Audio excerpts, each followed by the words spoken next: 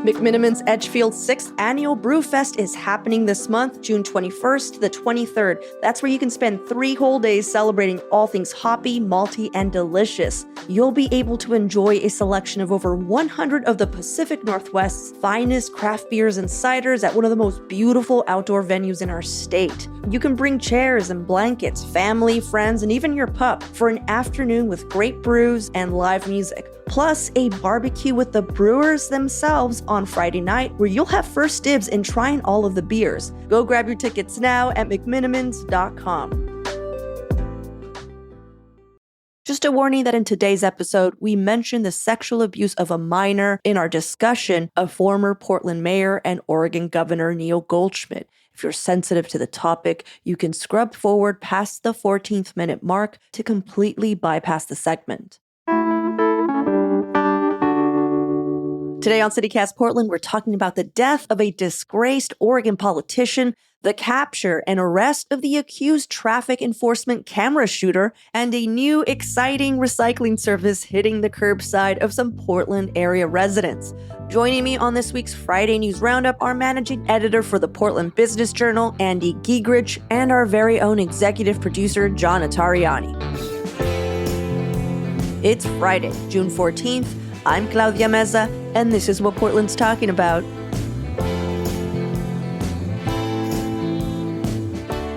Welcome, everyone, to the Friday News Roundup. Andy, John, thank you for hanging out with me this morning. Hello. Absolutely. Also, you guys, happy birthday to the St. John's Bridge. Happy birthday, 93, awesome. Is it? Yeah. Yeah, I saw that on the internet this morning. 93. Look at that. So we taped this the day before. It's June 13th, and it's also my birthday, and I didn't realize, but I share a birthday with the St. John's Bridge. Don't you think that's like kismet? Claudia, it's your birthday today? Yeah. It's my birthday today, too. Shut up, Andy. Whoa. Yeah. John, is it your birthday? I mean, I'm happy to claim June 13th as my birthday. We can just move it from here on out. That sounds great. Oh, that's insane. We've walked many of the same miles, Claudia. Yeah. What people don't know is that Andy and I are also 93 years old. That's right. I'm only 90. Well, for all of our new listeners, today is the day we break down some of the biggest local stories of the week with some of the best and brightest journalists in town. If you're new to the show, I usually ask an opening question so our listeners can get to know who they're listening to just a little bit better.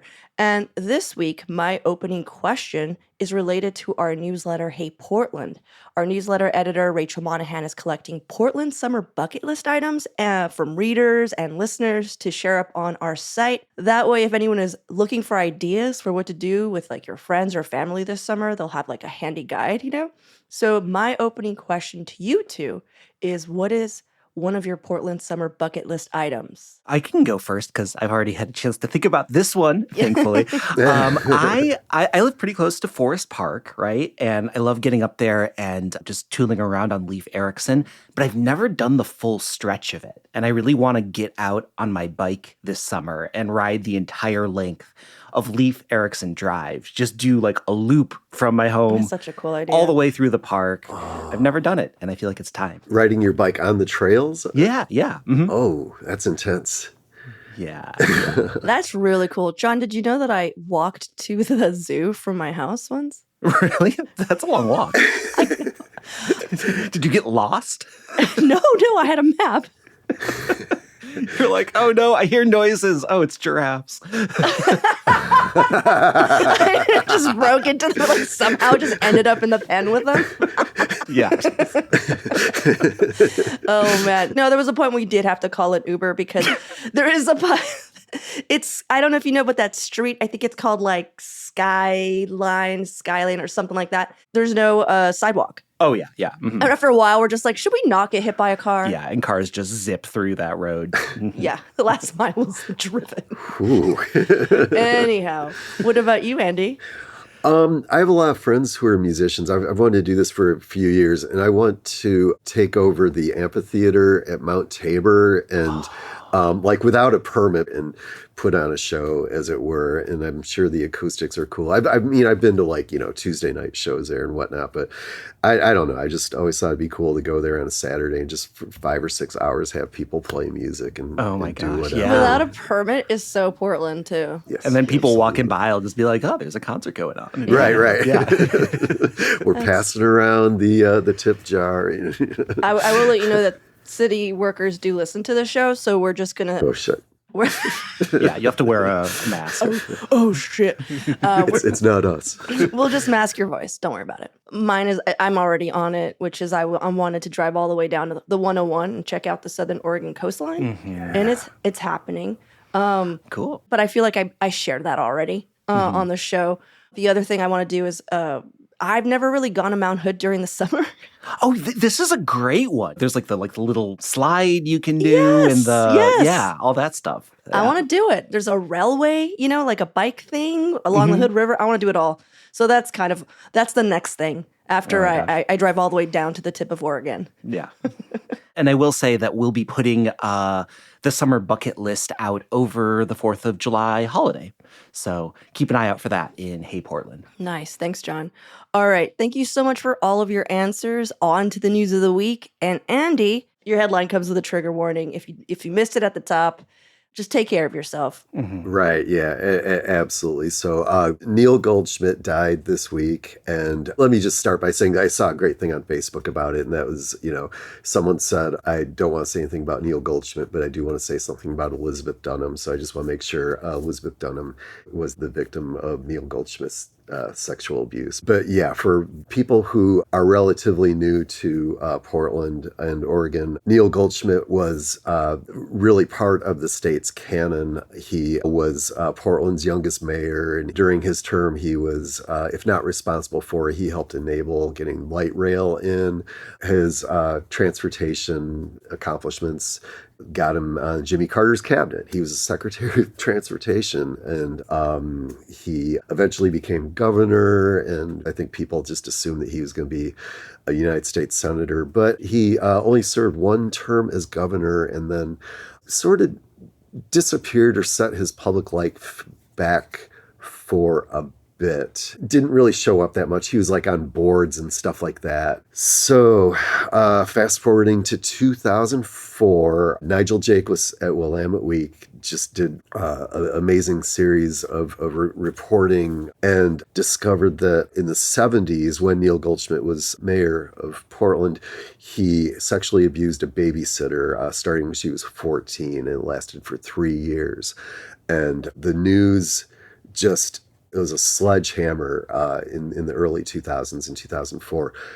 It just really rocked the city, rocked the state. I just can't emphasize enough how, seismic this was to learn that this guy, who was definitely someone to whom many people's stars were hitched, and that ended up being a very bad thing. But yeah, the effect that it had on the victim was just catastrophic. From Nigel's accounts, she didn't lead a happy life. It sounded like there were a lot of squeezes being put on her by Goldschmidt's cronies, which Nigel also reported on.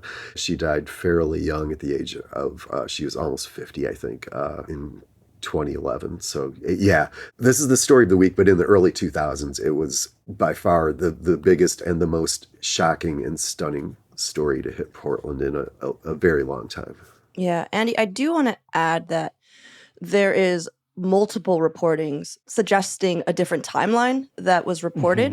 He admitted to his crimes because, of course, he wanted to get ahead of the story, which was published in 2004. And his side of the story, which changed with time, is that she was this is a quote here, mature 14, and then 15 years old. And then the affair only lasted 9 months, maybe 2 years, no, maybe 3 years. But his victim reported that he started grooming her closer to age 7 or 8, and he started molesting her at age 13, and he was still popping into her life uninvited and forcing a sexual relationship up until she was 27.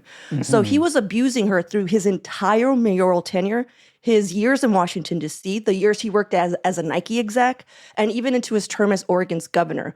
And then the stories that came out when it was reported, she was really upset because it made her sound like, and this is a quote from her, a throwaway person, like a teen who'd been asking for trouble. And yeah, her whole life was like just addiction and mental health issues because of the fact that she felt trapped by this man.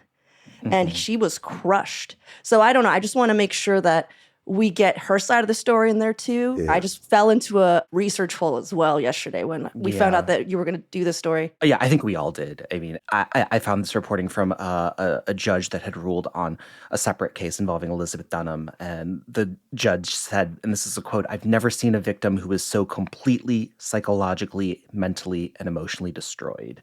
It's just a horrific story, about a person in power, abusing their power, and also about the people around them, enabling it. I saw this reference to a Register Guard column from 2011 by a former speechwriter for Goldschmidt named Fred Lienhardt.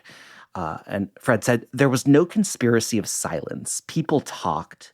People knew. Instead, there was a conspiracy of indifference, which is far worse." Which I think really, gets to the root of it, that like it is, the horrific actions of one person who's abusing their power, but also an entire system of people around them enabling it. Right. We're just allowing him to do it. I mean, he had a driver that he would pick her up from high school. A driver. Right. Like in one of the first lines of Nigel's original story in 2004, he used the word incomprehensible. And it's just, it's beyond that. It's every adjective, adverb on the bad side you can think of. Although I do want to say, I went back and looked at Nigel's 2004 story, and there was a sort of preface from an editor, John Schrag, who said, "When the story of the late 20th century Oregon is written, Neil Goldschmidt will tower over most other public figures. His accomplishments as mayor and governor have stood the test of time."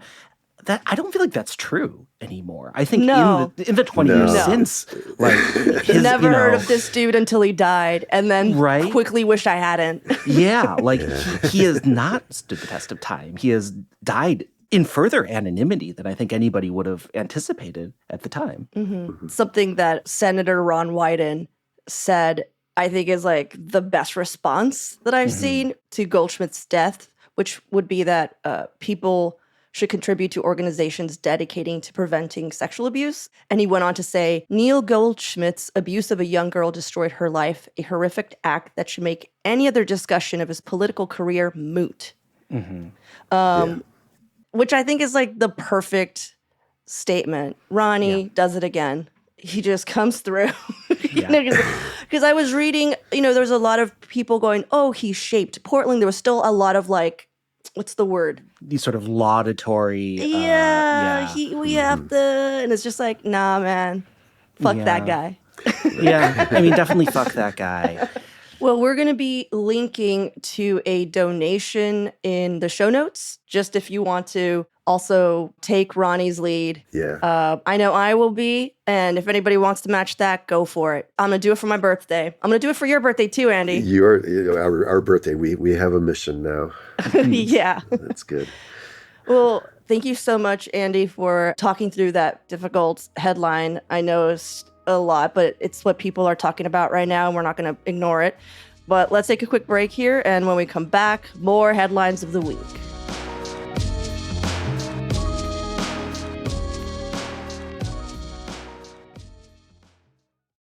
Okay, so this week I'm looking into the capture and arrest of the guy who was going around shooting at traffic enforcement cameras.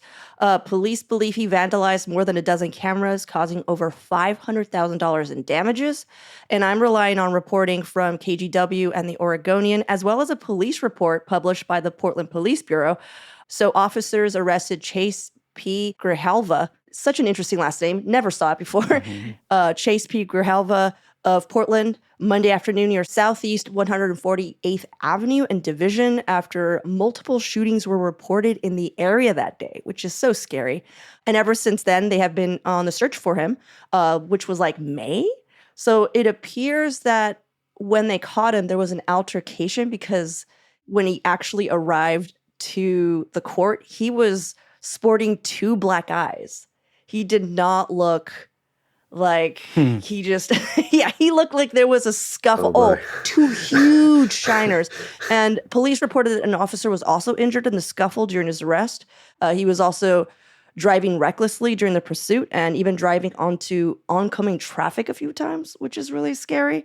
The thing that I thought was kind of weird was that the Oregonian reported he had 2 supporters in the court gallery that blew a kiss at him. And just from the Reddit threads and news comment sections that I dropped in on, I think, John, you and I were like looking through it ourselves. Like, he seems to have been elevated to a folk hero by some. Yeah. Like, people were like excited that he was out there shooting these cameras out because I guess other Portlanders hate these traffic enforcement cameras, which is a garbage take since they're like proven to save lives. Just for reference, 69 people were killed last year on Portland City roads, which is a record high, 32 in cars, 26 while like walking, scootering, or biking. And this year, we're not even halfway, and we're already at 23 traffic deaths, with 12 of them being pedestrians and people scooting and biking. So, you know, like I mentioned, data and research clearly shows that these traffic enforcement cameras reduce deadly crashes. And PBOT currently operates around 27 of them that enforce speed or red light running. And this is like, just so you know, this is like a big pillar of their Vision Zero efforts. So I don't know, man, just shooting a gun within city limits, like generally towards the sky, also is just like not cool. Someone's going to get hit with a stray. Also, it was discovered that this guy was doing it because he had a personal vendetta with these traffic cameras because he had gotten 4 speeding tickets in less than 3 months, which to me means he could have actually really hurt somebody out there. So I don't know, guys. Not a folk hero. More like a total dick. But before we go any further, what do you guys think? I mean, the Vision Zero, I think that is a great point, Claudia. I looked him up on Facebook. First of all, I found, you guys probably did this too, you found like a singer for a band in Las Vegas. It looked like a death metal band. I did. And I this like, is that him? Same name. And he kind of looks alike, except he had no hair. So I was like, well, maybe. Then the other thing, and this is super low hanging fruit, John. I'm probably stealing your line here. The guy's name is Chase. No, that is not. That's a good I love one. it. John's like, no, that wasn't my point, Andy, but thank you. No, I wish I had caught that one. That is like right in my line of like dumb pun. Yeah, I mean, the traffic camera thing is so strange where people hate traffic cameras. And I think it like is this weird self-conscious surveillance thing, you know, where it feels like the state is watching you. But I would much rather get a ticket from like a traffic camera than a police officer in a police car pulling me over, you know, and of blaming the camera itself. Like taking it out on the camera. To me, like I just picture this malice towards the camera that like this man is so mad at the camera itself. It just reminds me of The Jerk. And someone's just like, yeah.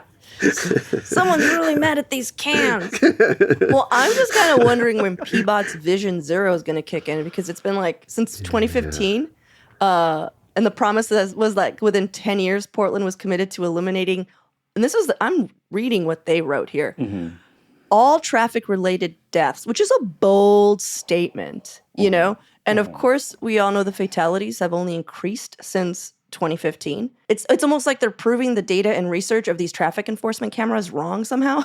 Just like, how do you do that? So I don't know. Maybe Vision Zero needs a city audit. I'm just saying. I'm just like Beetlejuice. There is a city audit coming, actually. Like, Vision Zero? Yeah, I was checking in with the auditor's office on a future story that we're going to do, and they do have a Vision Zero audit in the works. So that'll be coming out sometime in the next year. Have either of you ever gotten one of those tickets? Yeah, I have. I mean, it is unpleasant to be just like driving along and then you get this like bright flash of light and you know you're in trouble. I have to agree with John that I feel like it's a lot more efficient than getting pulled over. And I'm sure it's a lot safer for everyone involved. You know what I mean? Like, yeah, it's just like, here's your fucking ticket, idiot, move on, you know? Yeah. And honestly, the only thing that's really bothered me is that I never knew I had a driving face. And then I saw the picture and I was like, this is what I look like driving? What's wrong with me? Yeah. It's like I'm trying to solve a problem. You know what I mean? I look so deep in thought. I'm like, it's not that hard, Claudia. You've been doing it for most of your life now. This friend of mine was driving with another friend, and she got one, and And the picture, to your point, Claudia, was they both had their mouths open like a big smile and whatnot. And she realized later that they were singing along to a PJ Harvey song right when the picture took. That's so funny. Yeah. I look like this little turtle old lady trying to put my head towards the window as far as I can, and I'm still somehow not getting it right. It's just so embarrassing. Oh, man. Well, what about you, John? What were you looking into this week? Yeah, I am rounding up a couple stories on recycling. One of them very depressing, one of them quite exciting. So Andy Pruitt at Portland Monthly took a look at this report from the Center for Climate Integrity about plastic recycling. And the point is plastic recycling is futile. It doesn't work. Most plastic companies know that their plastics can't be recycled and that they really never would be, that it was cost prohibitive, but they've been pushing it anyways. And across the country, plastic recycling sits at 5 to 6%. But the silver lining here is that those are national statistics, and certain programs in Portland have been sort of doing their efforts to fight against that tide. Andy's article goes into the program that is happening at New Seasons, where they sort of have their own recycling program. And since 2022, they've recycled 241,000 pounds of polyethylene. I thought I was going to be able to say this, but I'm not. Polyethylene terephthalate. All right. 241,000 pounds of plastic. That's 26 million bowls and boxes. And the really exciting news is this stuff coming out of the Portland Bureau of Planning and Sustainability that we can now do recycling of batteries in our curbside recycling at home. There's a new program that is going to allow you to both recycle normal alkaline batteries and lithium-ion batteries that are in all sorts of devices and a big fire hazard. You just put them in a Ziploc bag that seals, put them on top of the glass in your glass bin. There are a number of things that aren't included in this program. You can drop those off. Metro's website can help sort of figure that out. But yeah, we have curbside battery recycling. You can find out more at portland.gov/batteries. Yeah, it's not apartment buildings, right? It's just not apartment buildings. Yeah, they're saying single family homes, duplex, triplex, fourplex. Yeah, this is a great story. It's something that's revisited every few years, especially with regard to the percentages of plastic. I mean, speaking purely as a resident, every little bit helps. That said, I'm not completely surprised by some of these numbers, but there is a great line in here, John, about when Andy went to the New Seasons. Pretty much every person there had two things in common: a sense of moral culpability as motivation and a lack of knowledge about the final destination. And I guess that's where I stand. Right. It's it feels really important to do this. Is this actually going to work? I don't know. I wonder what the battery recycling thing means for Ridwell, though. That was one of the reasons that we do that. Yeah, Ridwell just had to go through all these hoops to get approved to service the city, and now the city's yeah, we're doing that too. And I wonder if they're cool, because I know a lot of people who had them just for batteries, because they're just I don't know what to do with these batteries. Yeah. What do we do with lithium batteries? Because I know it's just alkaline, right? Lithium batteries are included. Yeah, you can. So the power tool batteries that go bad? Mm-hmm. So here's the list of things that are not included: cell phones, laptops, singing birthday cards, vape pens, e-cigarettes. I mean, just like any recycling program, there's a lot of, you can do this, you can't do that. And there are certain batteries they want you to put tape over the ends just to make sure they don't create a circuit in the bag with the rest of them. Oh. But really just go to portland.gov/batteries if you're does this one count? And it really does a good job of walking you through what is involved and sort of giving you drop-off options for the things that aren't included in this program. I really was just hoping that I could show you every battery I have in my house right now, and you would say yes, no, yes, tape. But I guess I'll go to the website, John. Cool. This is now a 2-hour podcast of Claudia holding up batteries to the camera on Zoom. Is this one? What about this one? He's no, that one you chuck at your head. Oh, moving on. Head chucker 9-volt. Oh, man. Well, John, thank you so much. I know for me, I'm pretty excited about this. I have that box of batteries, that little cardboard box, just got to do something with these. Yeah. Well, just a quick note before we head out. we were asked to be part of June 16th Sunday Parkway. So John, Julie, and myself will be posted at Fernhill Park from 11 a.m. to 4 p.m. and we'll have stickers and, some bubbly water, mainly for ourselves. But if you look really thirsty, we'll share it with you. Sorry, got a snort out of me. Giving away my bubbly water, are you, Claudia? I like to share. If I'm there. You have such a big heart. I know, I really do. But no, we'd love to see you. We'd love to say hello. Swing on by. It'll be really fun. I promise you. Because I don't know if you've done this parkway, but it's so cool. The Sunday parkways, everyone's on their bike. Yeah. I feel like every time it happens, I'm just like, everybody remember this feeling. Imagine if this was the feeling you had every day. That's all we're saying. Imagine if the city felt more like a parkway. That's all we're saying. Okay, bye. It was like, oh, I'm having so much fun. It's like, yeah, riding your bike is super fun, especially when you're not afraid something's going to hit you. It's awesome. Right. Anyhow, we'll have stickers. We're excited to see you. Yeah, hey, Claudia just hit me. Next year, our birthday, and the year after, we'll have Friday and Saturday birthdays in consecutive years. That's awesome. It seems like that never happens. Oh yeah, yeah. Because people are just, what are you going to do today? And I'm like, it's Thursday. What do you think I'm going to do? Right. Nothing. John started on the St. John's Bridge. I was like, oh shit, I have to be like the birthday person, and I have to carry that weight by myself. But oh my God, you're so funny. He's like, I can't overshadow this bridge. Right. Well, you guys, thanks again. Yeah, thanks, Claudia. Thank you.